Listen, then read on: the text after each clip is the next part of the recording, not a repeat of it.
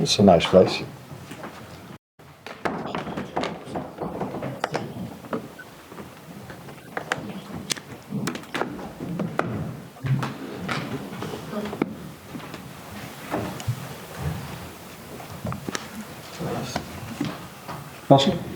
How do you view that performance and results?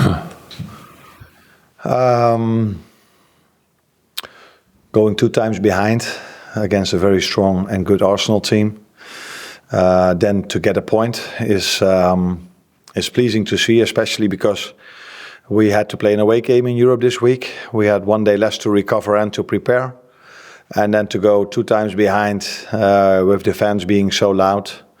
And us coming back so strong the second half, because I think we deserve to be 2-1 down or 1 goal down at halftime.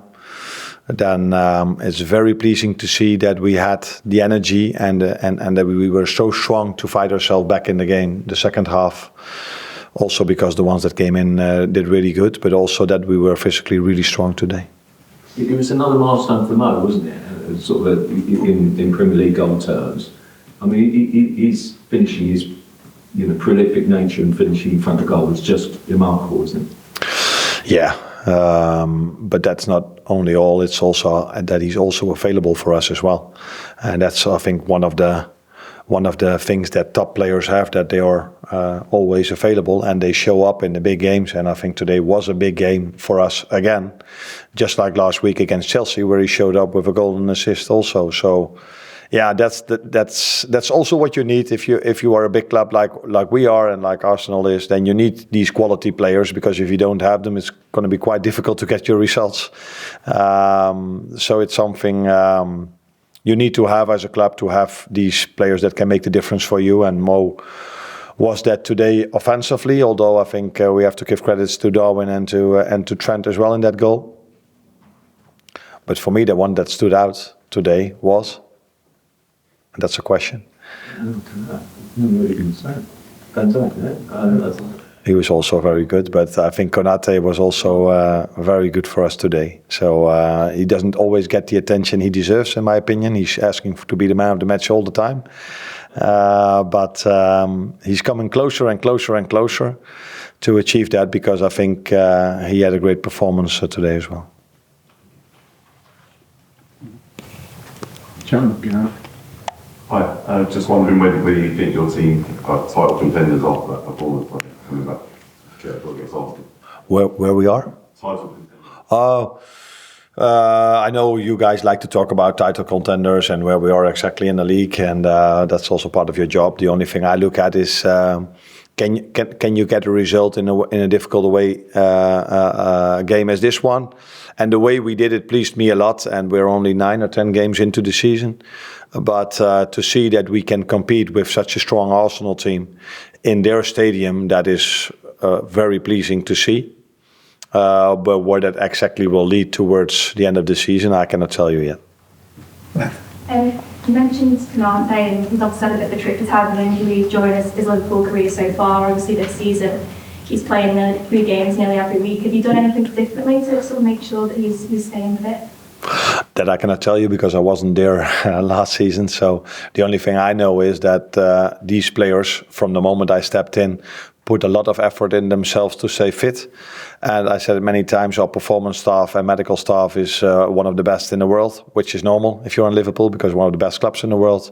They should have a very good performance and medical staff, and that's also what we have. But the main thing is that the players buy into it, because they have to do the work and they have to recover and they have to go into ice bath and all these things we are asking from them to be prepared in the best possible way. And that's till this moment what Ibu has done, and what the program we offer them has maybe helped him a bit as well. But in the end, it's always about the players. They have to do the effort to stay available. James. What made of Darwin Nunez as played today? He was able to come very deep first half to get involved, but the fact he played a part in the equaliser, does that show the value of keeping him on, and the fact that he just keeps on going? Yeah. The last thing is also the reason why I keep him on, because if you just keep on going, I see you're fit enough to keep competing. And that compared to Ibu, not compared, but also after speaking about Ibu, that is what almost surprised me, because Darwin hasn't played that much yet.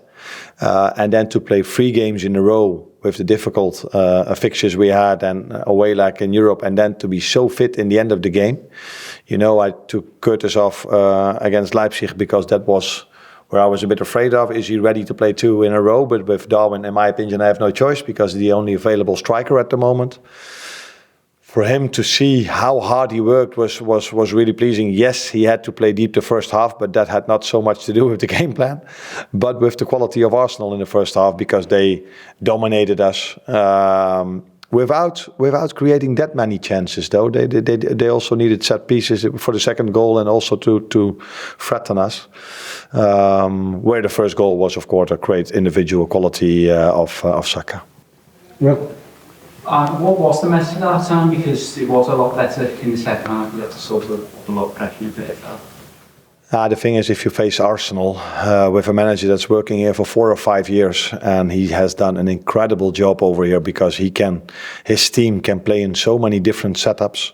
So they always play 4-3-3, but the way they position themselves is they can do this in, I think he said it once himself, 40 different setups. I don't know what he exactly said, but in many different setups. So you prepare a game plan, you expect something, but you cannot tell your players 40 different options. So you try to prepare them in the best possible way. But now they played with a false 9, which they do maybe more often, but they didn't come that many times with a fullback inside, so they didn't. Let it go. So we could prepare them at halftime a bit better for what we saw the first half. We took some more risk, but I think the main thing was that we just put more energy into it. We pressed them more aggressive from the start, and then I saw also that we could keep going where they had to take a few of their quality players off as well because they couldn't go on, and maybe that helped us in the end a bit as well. Where last time I said, I just take it over now, but last time I said I completely deserved the yellow card.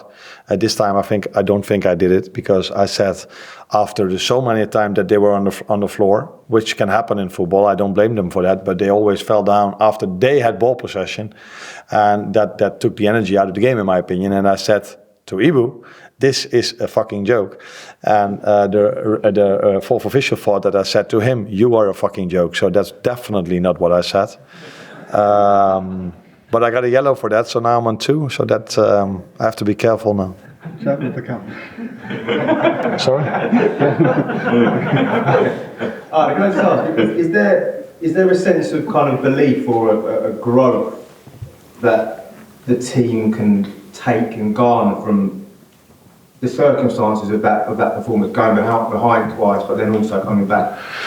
Yeah, but I think you also take belief from winning away at Bulls or winning away at Crystal Palace in the way we did. So you especially if you get a result, you always take the positives from this. And last week we had to defend really hard to take the 2-1 lead, to keep the 2-1 lead.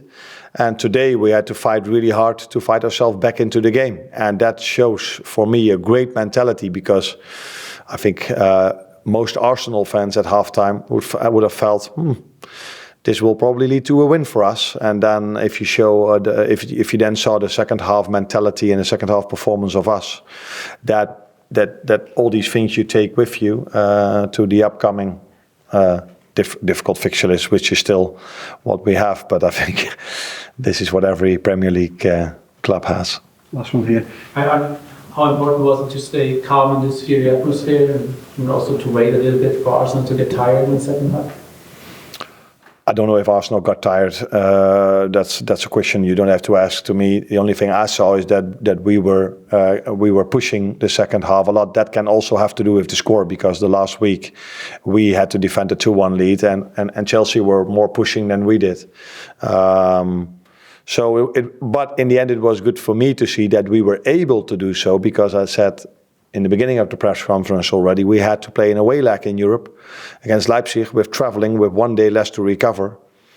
So then you're not always sure if you're able to come back into the game, especially because they have the fans, and the fans give you a lot of energy as well. So that's why we all prefer a home game, because the fans can help you in difficult moments, or can help you to get the energy if you are a bit out of energy. And we had our away fans, which were loud as well.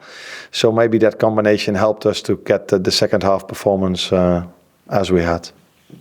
Thank you, everyone. Thank you.